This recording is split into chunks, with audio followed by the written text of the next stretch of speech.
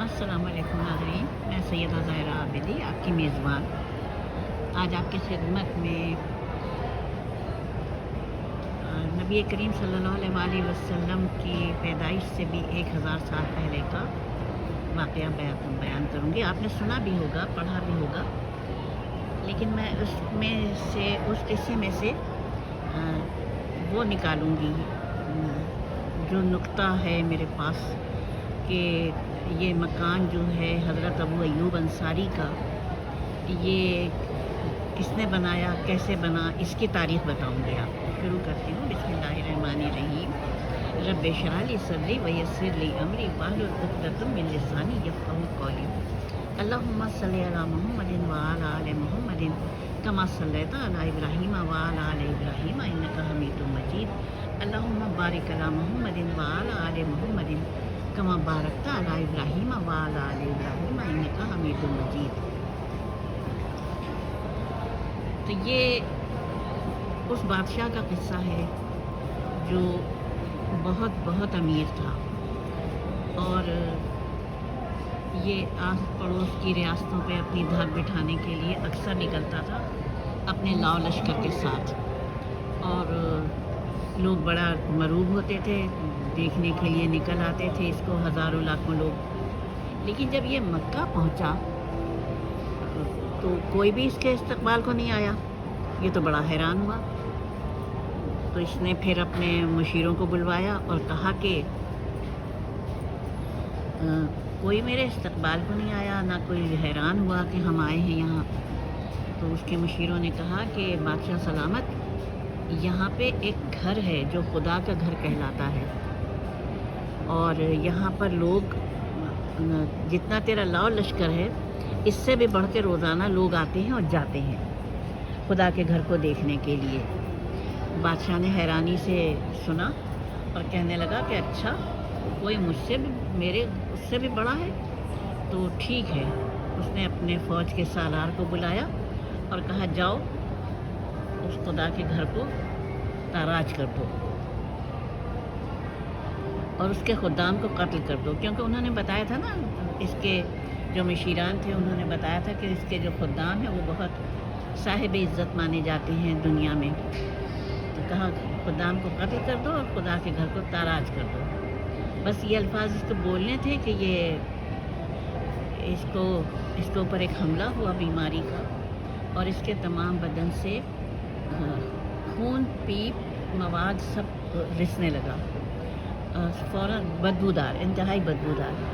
फ़ौरन बुलाए गए शाही तबीब, उन्होंने आके देखा और सबने इसको इलाज से लाइलाज करार दे दिया।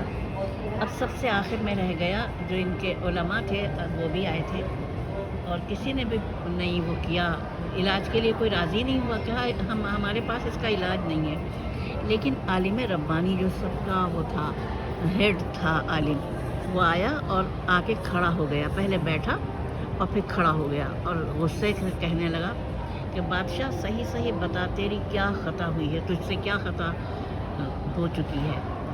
तो बादशाह ने इकरार किया कि मैंने ऐसा ऐसे कहा है खुदा के घर के लिए, खुदाम के लिए, क्योंकि आलिम रब्बानी ने कहा कि तेरी बीमारी ज़मीनी नहीं है, आसमानी है। तो फिर बादशाह ने कहा कि और उसने, आलिम रब्बानी ने यह भी कहा कि अगर तू तौबा नहीं करेगा तो तेरी नस्ल मिट जाएगी, तू भी मिट जाएगा, तेरी दौलत, सरवत, हशमत सब मिट जाएगा और तू दर्दनाक मौत मर जाएगा। फिर उसने पूछा कि मुझे क्या करना चाहिए, तो आलिम रब्बानी ने कहा कि इसका कफ़ारा दे, खुदाम की खिदमत कर, खुदा के घर की खिदमत कर। तो फिर उसने, बादशाह ने फ़ौरन ही काफ़ी कसीर रकम खाने काबा का गिलाफ बनवाया, सोने के तारों का, से उस पर लिखवाया, आयतें लिखवाई। और जो उस वक्त का वो था, क्योंकि इस्लाम तो आया नहीं था, और खुदाम को काफ़ी कुछ पोशाकें वगैरह दी कीमती। और फिर वो जैसे ही इसने ये अमल अंजाम दिए, बादशाह बिल्कुल ठीक हो गया। अब बादशाह ने कहा, जब ठीक हो गया तो फिर उसने अपने उलमा से कहा, जो 400 उलमा थे, जिनको कुतुब समाविया का इल्म था, कहा अब तुम आगे जाओ और मैं तुम्हारे पीछे आता हूँ। अब इसके जो उलमा थे ये पहुँचे मदीने, शहर मदीना में, जो उस वक्त यसरब कहलाता था। और वहाँ पे इसके एक आलिम ने झुक के मट्टी उठाई वहाँ की, मदीने की, उसको सूंघा और फिर कहने लगा अपने साथियों से कि मुझे इस मिट्टी में आखिरी नबी के वजूद की खुशबू आ रही है। और उन्होंने सूंघा, उन्होंने भी कहा कि हाँ तुम सही कह रहे हो। तो फिर उसने कहा कि अब तो बादशाह, क्योंकि बादशाह सख्त बहुत था ना, तो कहा बादशाह हमें मार भी डाले तो हम यहाँ से नहीं जाएंगे, क्योंकि जब हमारी कब्रें यहाँ बनेंगी और नबी आएंगे तो फिर उनके जो कदमों की खाक होगी वो हमारी कब्रों पे पड़ेगी और हमारी बख्शिश का सामान होगी। तो सब 400 उलमा सब उसके हमनवा हो गए। अब आया ये बादशाह आया पीछे, तो उन्होंने उलमाए दीन जो थे उन्होंने कहा कि अब हम नहीं जाएंगे यहाँ से, तू हमें बेशक सज़ा दे ले।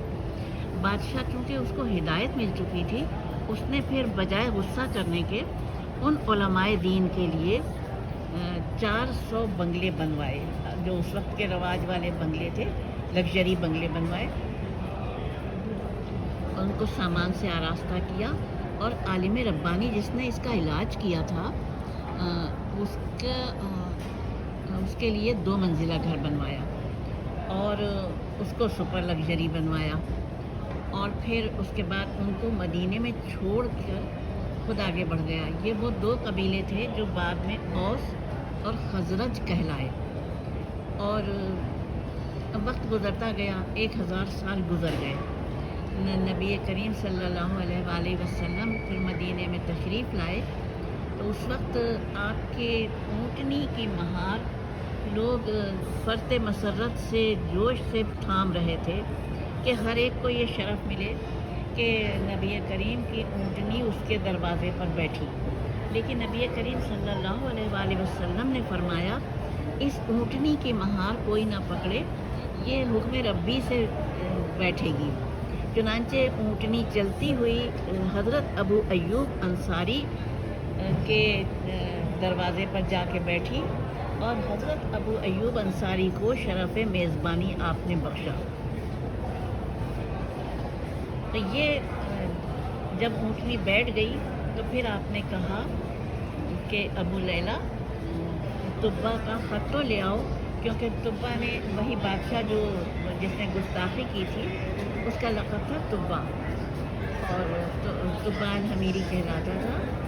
और उसने ख़त लिखा था नबी करीम सल्लल्लाहु अलैहि वसल्लम की खिदमत में कि मैं आपके ऊपर ईमान लाया हूँ और मेरी बख्शिश को भूलिएगा नहीं।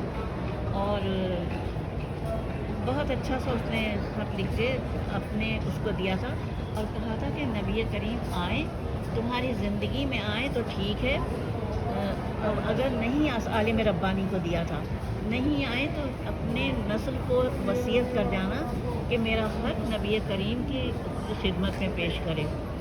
अब खुदा की शान ये कि 1000 साल गुज़र गए और फिर जब नबी करीम तशरीफ़ लाए तब उनकी खिदमत में वो ख़त पेश किया गया जिसमें आपकी मदह सराई की थी तुब्बा हमीरी ने और बख्शिश के लिए गुजारिश की थी।